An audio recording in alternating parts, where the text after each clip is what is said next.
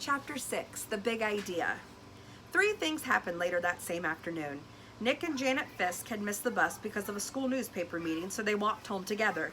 They were seeing who could walk along the curb without falling. Took a lot of concentration. And when Janet stepped off into the street, Nick said, "That's 3 points for me." But Janet said, "I didn't fall. I saw something. Look." She bent down and picked up a gold ballpoint pen, the fancy kind. That was the first thing, Janet finding the pen. They got back on the curb and Nick followed Janet, putting one foot carefully in front of the other on the narrow concrete curb.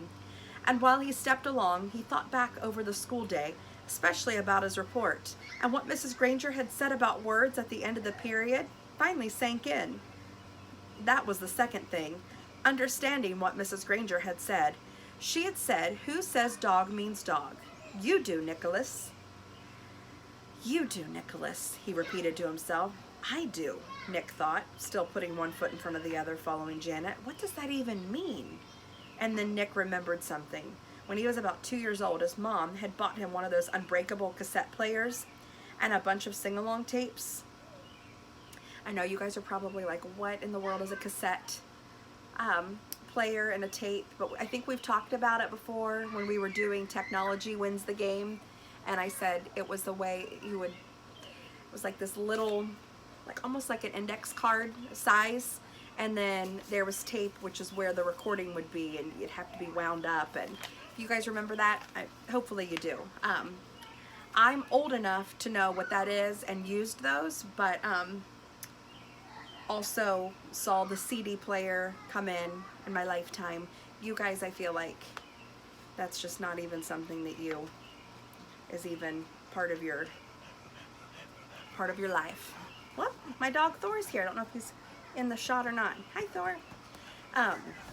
And for 3 years, whenever he saw Guagala, his family knew that he wanted to hear those pretty sounds made with voices and instruments.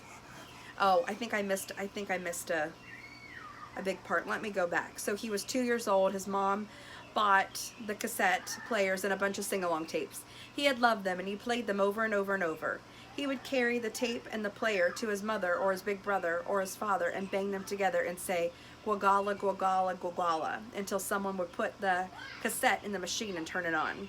And for 3 years, whenever he said Guagala, his family knew that he wanted to hear those pretty sounds made with voices and instruments. Then, when Nick went to preschool, he learned that if he wanted his teacher and the other kids to understand him, he had to use the word music. But Guagala meant the nice sound to Nick, because Nick said so. Who says Guagala means music? You do, Nicholas. "No fair," yelled Janet. They were at the corner of their own street and Nick had bumped into her, completely absorbed in his own thoughts. Janet stumbled off the curb and the gold pen in her hand clattered onto the street. "Sorry, I didn't mean to, honest," said Nick. "I just wasn't watching. Here." Nick stooped over and picked up the pen and held it out to her. "Here's your..." And that's when the third thing happened. Nick didn't say pen. Instead he said, "Here's your Frindle." "Frindle?" Janet took her pen and looked at him like he was nuts. She wrinkled her nose and said, "What's a Frindle?" Nick grinned and said, "You'll find out. See you later."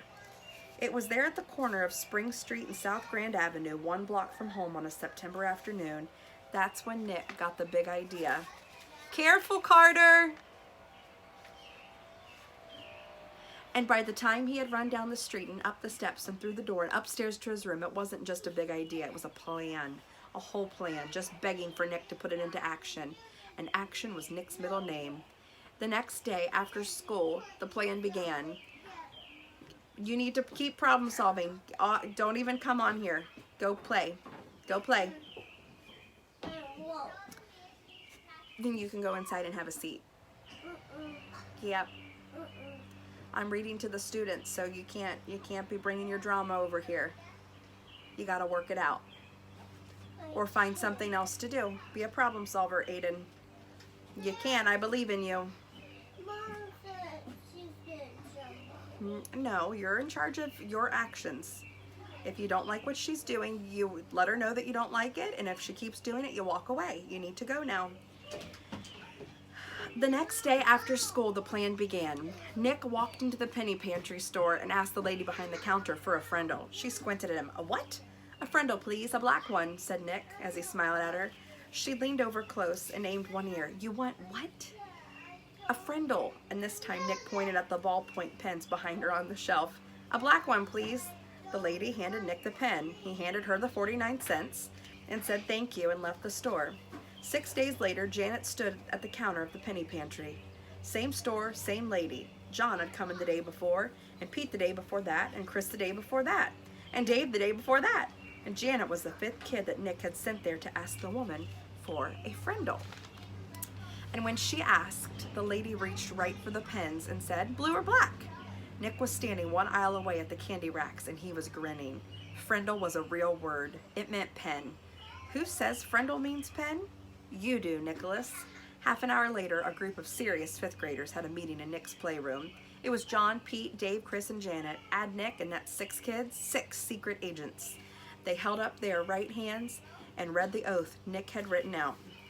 From this day on and forever, I will never use the word pen again. Instead, I will use the word Frindle, and I will do everything possible so others will too.